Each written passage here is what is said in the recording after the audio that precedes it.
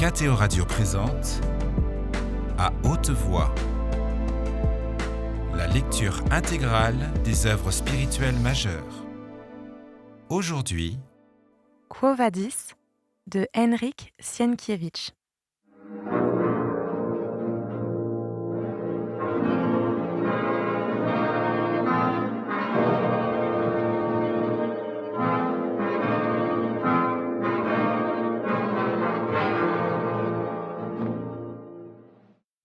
En attendant, sache qu'il y a deux Néron. L'un tel que les gens le connaissent, l'autre, l'artiste, que toi seul connais et qui, s'il tue comme la mort ou fait des folies comme Bacchus, c'est justement parce que l'étouffe la platitude et la médiocrité de la vie ordinaire et qu'il voudrait les éradiquer, dût-on recourir au feu et au fer. Ah, que ce monde sera insipide lorsque je ne serai plus. Nul ne se doute encore, même pas toi, mon cher, quel artiste je suis. Et c'est bien pour cela que je souffre. Je te dis sincèrement que mon âme est parfois aussi triste que ces noirs cyprès qui se dressent devant nous. Il est pénible de porter à la fois le fardeau du pouvoir suprême et celui du plus grand talent. Je compatis de tout mon cœur à ta peine, César. Et avec moi y compatissent la terre et la mer, sans parler de Vinicius qui, en son âme, t'adore. J'ai toujours eu, moi aussi, de la sympathie pour lui, dit Néron, bien qu'il serve Mars et non les muses. Lui, il sert surtout Aphrodite, répliqua Pétrone. Et brusquement, Pétrone décida de faire d'une pierre deux coups, régler l'affaire de son neveu et en même temps éloigner tout danger susceptible de le menacer. Il est amoureux comme Troilus de Cressida, dit-il. Permets-lui, Seigneur, de partir pour Rome. Sinon, il se desséchera à mes yeux. Sais-tu que cet otage Lygienne dont tu lui as fait don s'est retrouvé et que Vinicius, en partant à Antium, l'a laissé sous la protection d'un certain Linus ? Je ne te l'ai pas mentionné parce que tu composais ton hymne, et cela est plus important que toute autre chose. Vinicius voulait en faire sa maîtresse, mais quand il est apparu qu'elle était vertueuse comme Lucrèce, il s'était pris de sa vertu, et il désire maintenant l'épouser. C'est une fille de roi, et par conséquent il ne déchoira pas. Mais c'est un véritable soldat. Il soupire, maigrit, gémit, mais attend l'autorisation de partir de son empereur. L'empereur ne choisit pas les épouses de ses soldats. Mon autorisation lui est nécessaire pour quoi faire ? Je t'ai dit, Seigneur, qu'il t'adorait. Il peut donc d'autant plus être sûr d'obtenir cette autorisation. C'est une jolie fille, mais trop étroite des hanches. Augusta Popée s'est plainte d'elle à moi et l'a accusée d'avoir jeté un sort à notre petite fille dans les jardins du Palatin. Mais moi, j'ai dit à Tigelin que les mauvais sorts n'avaient pas de prix sur les divinités. Tu te souviens, divin, comme il s'est troublé, et comment tu t'es toi-même écrié « Ah bête !» Je m'en souviens, confirma César. Sur ces mots, il s'adressa à Vinicius. « Tu l'aimes autant que le dit Pétrone ?»« Je l'aime, Seigneur, » répondit Vinicius. « Alors je t'ordonne de partir dès demain, à Rome, de l'épouser, et de ne pas reparaître devant moi sans un anneau nuptial au doigt. » « Je te remercie, Seigneur, de tout mon cœur et de toute mon âme. » « Ah, qu'il est doux de faire des heureux, dit César. Je voudrais ne rien faire d'autre de ma vie. Fais-nous encore une autre faveur, divin, pria Pétrone, et déclare que telle est ta volonté devant l'Augusta. Vinicius n'oserait jamais épouser une jeune fille pour laquelle l'Augusta aurait de l'aversion.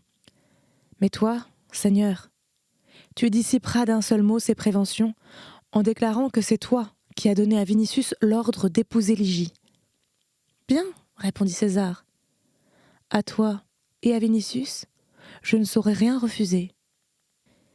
Et il s'en retourna vers la villa, et eux allaient avec lui, le cœur rempli de joie de la victoire remportée. Vinicius dut se retenir pour ne pas se jeter au cou de Pétrone, car, désormais, tout danger et tout obstacle semblait écarté.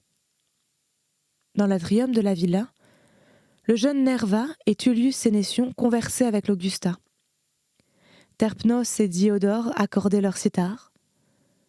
Étant entrés, Néron s'assit sur une chaise à revêtement d'écailles de tortue et, ayant chuchoté quelque chose à l'oreille d'un éphèbe grec qui se trouvait à côté de lui, il attendit. L'éphèbe revint bientôt avec un coffret d'or. Néron, l'ayant ouvert, en sortit un collier de grosses opales et dit « Voici des bijoux dignes de cette soirée. » « L'aurore y scintille, » remarqua Poppée, convaincu que le collier lui était destiné. César, pendant un moment, tantôt leva, tantôt baissa les pierres roses et enfin annonça « Tu offriras de ma part ce collier à la jeune princesse lygienne que je t'ordonne d'épouser. » Le regard plein de colère et de subit étonnement de Poppée se porta de César à Vinicius pour finalement s'arrêter sur Pétrone. Celui-ci, penché négligemment par-dessus la coudoir de sa chaise, faisait glisser sa main sur le cadre d'une harpe comme s'il voulait en graver exactement la forme dans sa mémoire. Ayant remercié César pour le cadeau, Vinicius s'approcha de Pétrone et lui dit « Comment pourrais-je te prouver combien je te suis reconnaissant pour tout ce que tu as fait pour moi aujourd'hui ?» « Offre à Euterpe un couple de cygnes, » répondit Pétrone. « Ne taris pas d'éloges sur les chants de César et moque-toi des présages. J'espère que, dorénavant, le rugissement des lions ne troublera plus ton sommeil, ni celui de ton lys lygien. »« Non, je suis maintenant tout à fait tranquille, » assura Vinicius. « Puisse la fortune vous être favorable. Mais maintenant, fais attention, car César reprend le forminx. Retiens ton souffle, écoute et verse des larmes. » César avait effectivement pris un forminx dans sa main et levé les yeux au ciel. Dans la salle, les conversations avaient cessé et les gens restaient immobiles sur leurs sièges, comme pétrifiés. Seuls Terpnos et Diodore, qui devaient accompagner César, se regardaient ou regardaient ses lèvres, en tournant leur tête tantôt dans une direction, tantôt dans l'autre, dans l'attente des premiers tons du chant. Tout à coup, dans le vestibule, on entendit une agitation et un vacarme, et au bout d'un moment, la portière s'écarta, et surgirent d'abord l'affranchi de César, Fan, et derrière lui, le consul Lecanius. Néron fronça les sourcils. « Je te demande pardon, divin empereur, » dit d'une voix essoufflée Fan. « Il y a un incendie à Rome. La plus grande partie de la ville est en flammes. » À la nouvelle, tous sursautèrent. Néron reposa le forminx et s'écria « Dieu, je verrai une ville en feu et je terminerai ma Troyade. » Cela dit, il se tourna vers le consul.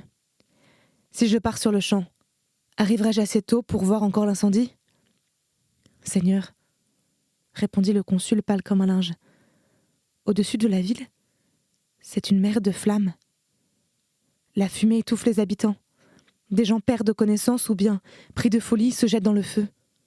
Rome périt, Seigneur !» Il s'ensuivit un moment de silence que rompit l'exclamation de Vinicius. « Vae miseromii !» Et rejetant sa toge, le jeune homme, en tunique seulement, s'élança hors du palais. Néron, quant à lui, leva les bras au ciel et s'écria « Malheur à toi, cité sacrée de Priam !»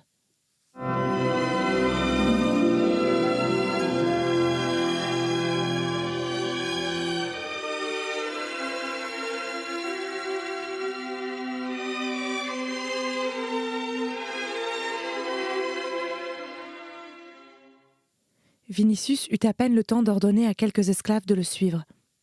Après quoi, ayant enfourché un cheval, il galopa dans la nuit profonde, par les rues désertes d'Antium dans la direction de Laurentum. Sous le coup de la terrible nouvelle, il se trouva précipité dans un état semblable à la folie et à l'abrutissement mental. Par moments, il ne se rendait pas exactement compte de ce qui se passait en lui. Il avait seulement le sentiment que, sur le même coursier, se trouvait derrière son dos le malheur, qui, lui criant à l'oreille « Rome brûle !» le cingler lui-même et son cheval, et les propulser vers le feu. Ayant posé sa tête nue sur l'encolure de son cheval, en tunique, il filit à l'aveuglette, sans regarder devant lui et sans tenir compte des obstacles contre lesquels il eût pu se fracasser. Dans le silence et dans la nuit paisible et étoilée, le cavalier et sa monture, éclaboussés de clarté lunaire, donnaient l'impression d'être des visions oniriques. Les talons d'Idomé, les oreilles couchées, l'encolure tendue, fendaient l'air comme une flèche, dépassant les cyprès immobiles et les blanches villas cachées parmi eux. Le bruit des sabots frappant les dalles de pierre réveillait çà et là les chiens qui signalaient par leur aboiement cet étrange spectacle. Puis, pris d'inquiétude par sa soudaineté, ils se mirent à hurler à la mort, museau levé vers la lune. Les esclaves qui suivaient Vinicius, sur des chevaux beaucoup moins rapides, étaient restés en arrière. Lui-même ayant traversé seul, tel une rafale, Laurentum endormi, tourna en direction d'Ardé, où, comme à Arassi, à Bovillae et à Ustrinum, il avait, depuis son arrivée à Antium, posté des relais afin de pouvoir parcourir le plus vite possible la distance qui le séparait de Rome. S'en souvenant, il talonnait sa monture, l'obligeant à aller à fond de train. Après Ardé, il lui sembla que le ciel, au nord-est, était teinté de rose. Ce pouvait être l'aurore, car l'heure était tardive alors que le jour se levait tôt en juillet. Mais Vinicius ne put retenir un cri de désespoir et de rage, car il lui sembla que c'était la lueur de l'incendie. Les paroles de Lecanius, « La ville tout entière est une mer de flammes », lui revinrent à l'esprit. Et pendant un moment, il sentit que la folie le guettait réellement, car il avait perdu tout espoir de pouvoir sauver Lygie, ou même d'arriver avant que la ville ne fût devenue un monceau de cendres. Ses pensées devinrent dès lors encore plus rapides que le galop de son cheval, et le précédaient comme une nuée de noirs oiseaux, désespérés et monstrueuses. Il ignorait, à vrai dire, quelle partie de la ville avait commencé à brûler, mais il supposait que le Transtévère, plein de maisons serrées les unes contre les autres, d'entrepôts et de baraques en bois dans lesquelles on vendait des esclaves, avait bien pu être le premier la proie des flammes. À Rome, les incendies étaient assez fréquents, et alors, les cas de violence et de pillage étaient tout aussi fréquents, surtout dans les quartiers habités par une population pauvre et à demi barbare. Que pouvait-il donc se passer dans un Transtévère qui était un nid pour la racaille venue de tous les coins du monde? Ursus, avec sa force surhumaine, lui vint, l'espace d'un éclair, à l'esprit. Mais que pouvait un homme, fût-il un titan, contre la force destructrice du feu? La crainte d'une révolte des esclaves était, elle aussi, la hantise de Rome depuis de longues années. On disait que des centaines de milliers d'esclaves rêvaient des temps de Spartacus et n'attendaient que le moment propice pour prendre les armes contre leurs oppresseurs et la ville. Et voici que l'heure était venue.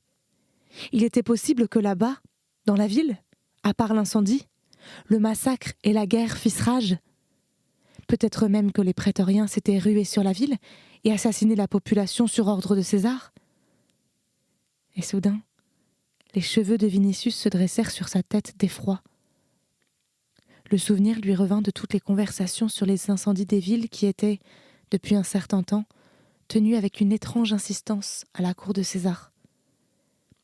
Il se remémora les plaintes de celui-ci de devoir décrire une ville en feu sans n'avoir jamais vu de véritable incendie, la réponse pleine de mépris qu'il donna à Tigelin, qui s'était engagé à incendier Antium ou une ville artificielle en bois, et enfin ses lamentations à propos de Rome et des ruelles nauséabondes de Subur. Oui, c'était César qui avait ordonné d'incendier la ville. Lui seul avait pu l'oser, comme seul Tigelin avait pu se charger de mettre un tel ordre à exécution. Et si Rome brûlait sur l'ordre de César, qui pourrait garantir que la population ne serait pas, sur son ordre, assassinée? Le monstre était capable aussi d'un tel acte. Donc, incendie, révolte des esclaves et massacre. Un effroyable chaos, le déchaînement des éléments destructeurs et la fureur des hommes, et dans tout cela, Lygie. Les gémissements de Vinicius se mêlèrent au halètement bruyant et aux ébrouements du cheval qui galopait ventre à terre sur le chemin montant en direction d'Aricie. Qui arrachera Ligie aux flammes de la ville, et qui pourra la sauver? Couché entièrement sur sa monture, Vinicius enfonça ses doigts dans ses cheveux, prêt à mordre de douleur l'encolure de son cheval. Mais à cet instant, un cavalier, qui filait lui aussi comme un ouragan, mais en sens inverse, dans la direction d'Antium, lança à Vinicius « Rome périt !» puis disparut au loin. Un seul autre mot parvint aux oreilles de Vinicius. « Les dieux !» Les bruits des sabots couvraient le reste. Mais ce seul mot lui rendit sa présence d'esprit. « Les dieux !» Vinicius releva subitement la tête et, tendant ses bras vers le ciel constellé d'étoiles, il se mit à prier. « Ce n'est pas vous que j'implore, vous dont les temples brûlent, mais toi. Tu as souffert toi-même. Toi seul tu es miséricordieux. Toi seul tu as compris la douleur humaine. Tu es venu sur terre pour apprendre la pitié aux hommes, alors fais-en preuve maintenant. Si tu es tel que le disent Pierre et Paul, sauve-moi Ligie. Prends-la maintenant dans tes bras et sors-la des flammes, tu le peux. Rends-la moi, et moi je te donnerai mon sang. Mais si tu ne veux pas le faire pour moi, fais-le pour elle. Elle t'aime et a foi en toi. Tu promets la vie après la mort et le bonheur. Mais le bonheur ne disparaîtra pas après la mort, alors qu'elle ne veut pas encore mourir. Permets-lui de vivre. Prends-la dans tes bras et sors-la de Rome. Tu le peux, à moins que tu ne le veuilles. » Il s'interrompit, sentant que la suite de sa prière pouvait se muer en menace. Il craignait d'offenser la divinité au moment où il avait le plus besoin de sa pitié et de sa grâce. Il prit peur à cette seule idée, et pour repousser de son esprit toute ombre de menace, il se mit à talonner de nouveau sa monture, d'autant plus que les murs blancs d'Aricie, situés à mi-chemin de Rome, surgissaient devant lui dans la clarté lunaire. Au bout d'un certain temps, il passa au galop à côté du temple de Mercure, qui se dressait dans un bosquet devant la ville. On avait déjà visiblement appris la nouvelle du malheur, car y régnait une animation inhabituelle. Vinicius aperçut au vol, sur les marches et parmi les colonnes, des essaims de gens s'éclairant avec des torches et courant se mettre sous la protection du dieu. Le chemin n'était plus aussi désert, ni aussi dégagé qu'après Ardée. La foule se dirigeait, à vrai dire, vers le bosquet par des sentiers latéraux, mais sur la route principale se trouvaient aussi des groupes qui s'écartèrent à la hâte pour laisser passer le cavalier. Un tumulte montait de la ville. Vinicius y pénétra en coup de vent, renversant plusieurs personnes sur son passage. Tout autour de lui montaient des exclamations. « Rome brûle! La ville est en feu! Dieu, sauvez Rome !» Son cheval trébucha, et redressé d'une forte poigne, il s'affala sur son arrière-train devant l'auberge où Vinicius avait un relais. Comme s'ils attendaient l'arrivée de leur maître, les esclaves se tenaient devant l'auberge et, sur son ordre, coururent lui ramener un nouveau coursier. Voyant un détachement de 10 prétoriens à cheval qui, probablement, se rendaient à Antium avec les nouvelles de la ville, il bondit vers eux et se mit à les questionner. « Quelle partie de la ville est en feu ?»« Qui es-tu » lui demanda le décurion. « Vinicius, tribun militaire et Augustan.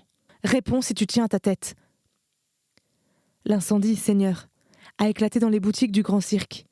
Lorsqu'on nous a envoyés, le centre de la ville était en feu. »« Et le Transtévère ?»« Jusqu'à présent, les flammes ne l'ont pas atteint.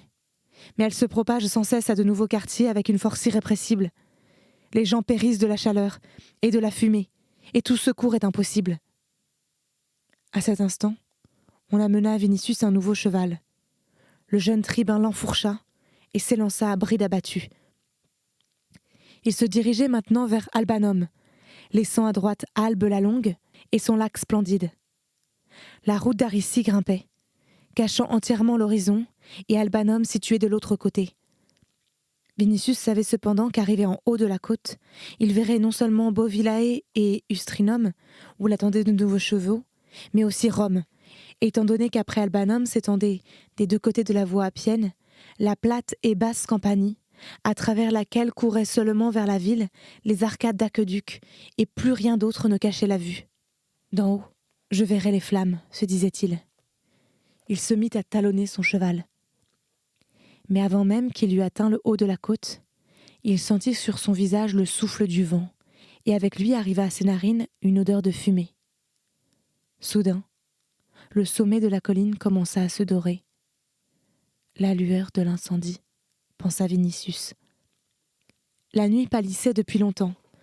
L'aube faisait place à l'aurore, et toutes les collines environnantes se coloraient de lueurs dorées et roses qui pouvaient être dues aussi bien à l'incendie qu'à l'aurore. Vinicius arriva en haut de la côte, et alors un effroyable spectacle lui apparut.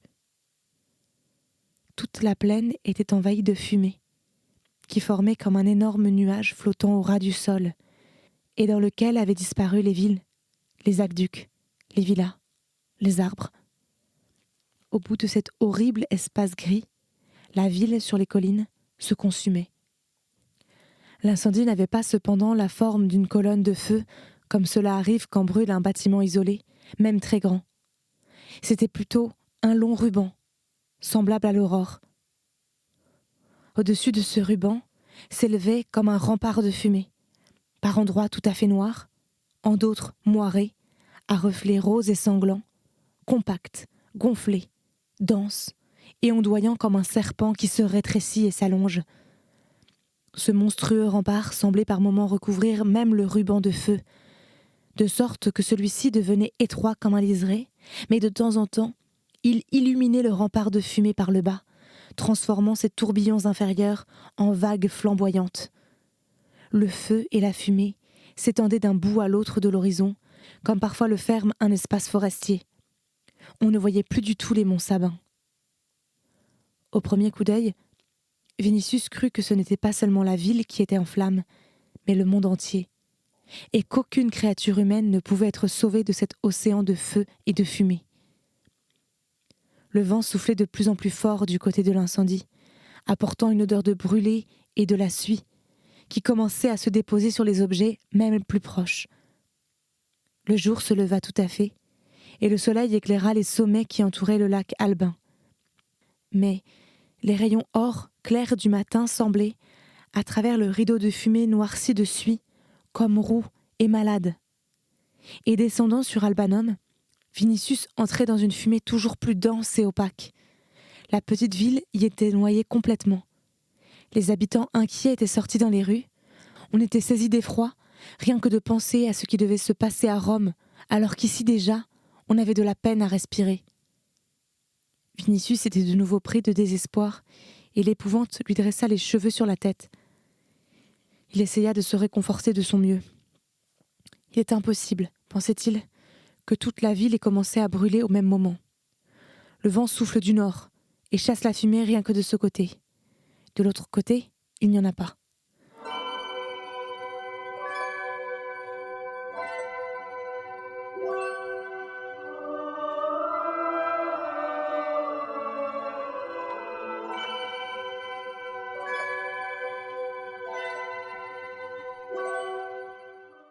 Le Transtévère, coupé de la ville par le fleuve, a peut-être entièrement échappé au désastre, et en ce cas, il suffira à Ursus de franchir avec légie la porte Janicule pour être à l'abri du danger. Il est de même impossible que toute la population ait péri, et que la ville qui règne sur le monde soit rasée avec ses habitants de la surface du sol. Même dans les villes conquises, où le massacre et le feu font rage en même temps, un certain nombre de gens restent toujours en vie. Pourquoi donc Légie devrait-elle nécessairement périr ? Quoi qu'il en soit, Dieu, qui a vaincu lui-même la mort, veille sur elle. Raisonnant ainsi, il se mit de nouveau à prier, et selon son habitude, il fit au Christ de grands serments, accompagnés de promesses de dons et d'offrandes. Après avoir traversé Albanum, dont presque toute la population avait grimpé sur les toits et les arbres pour regarder Rome, il se tranquillisa quelque peu et retrouva son sang-froid. Il se dit aussi que Légie était sous la protection non seulement d'Ursus et de Linus, mais aussi de l'apôtre Pierre. À ce seul souvenir, il reprit courage. Pierre avait toujours été pour lui un être insondable, presque surhumain. Depuis qu'il l'avait entendu à l'Ostrianum, il lui était resté une étrange impression dont il avait fait part à Légie dans une lettre écrite au début de son séjour à Antium. que chaque parole de ce vieillard était vérité, ou devait devenir vérité. Une meilleure connaissance de l'apôtre, pendant sa maladie, avait renforcé cette impression qui se mua en foi inébranlable. Puisque Pierre avait béni son amour et lui avait promis Lygie, celle-ci ne pouvait avoir péri dans les flammes. La ville pouvait brûler, mais aucune étincelle de l'incendie ne tomberait sur ses vêtements. Sous l'effet de cette nuit blanche, de cette folle chevauchée et des émotions, Vinicius était maintenant pris d'une étrange exaltation et tout lui semblait possible. Pierre ferait un signe de croix au-dessus des flammes, les écarterait d'un seul mot, et il passerait sans danger dans une allée de feu. Pierre, avec cela, voyait les événements futurs. Il avait donc prévu infailliblement ce sinistre. Et en ce cas, comment aurait-il pu ne pas en avertir les chrétiens et les faire sortir de la ville? Et parmi eux Lygie, qu'il aimait comme si elle était son enfant? Le cœur de Vinicius s'emplissait d'un espoir de plus en plus fort. Il se disait que, s'il fuyait la ville, il pourrait peut-être les trouver à Beauvillae ou les rencontrer en cours de route. Peut-être que, d'un moment à l'autre, le visage tant aimé allait émerger de ces fumées qui s'étendaient progressivement sur toute la Campanie. Cela lui sembla d'autant plus vraisemblable qu'il rencontrait sur sa route de plus en plus de gens qui avaient quitté la ville et se rendaient dans les monts Albins pour échapper au feu, puis sortir des zones de fumée. Avant même Ustrinum, il dut ralentir sa course en raison de l'encombrement de la route. À côté des gens allant à pied, avec des baluchons sur le dos, il se heurtait à des chevaux et des mulets chargés, à des charrettes où s'entassaient des biens, et enfin à des litières dans lesquelles des esclaves portaient des riches. Ustrinum était déjà tellement plein de fugitifs de Rome qu'on avait du mal à se frayer un passage. La place du marché, les espaces au pied des colonnes des temples et les rues grouillaient de fugitifs. Ça et là, on commençait à dresser des tentes qui devaient abriter des familles entières. D'autres campaient à la belle étoile, criant, invoquant les dieux ou maudissant leur sort. Dans l'effroi général qui régnait, il était difficile de demander quelque chose. Les gens auxquels Vinicius s'adressait, ou bien ne répondaient pas du tout, ou bien levaient sur lui un regard à demi fou d'épouvante, répondant que périssait la ville et le monde.